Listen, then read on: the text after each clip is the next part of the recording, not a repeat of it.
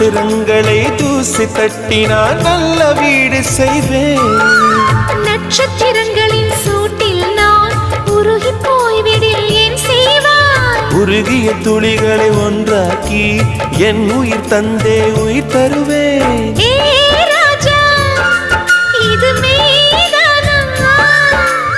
ஏ பெண்ணே, தினம் நீ செல்லும் பாதையில் முள்ளிருந்தால் நான் பாய் விரிப்பேன் என்னை.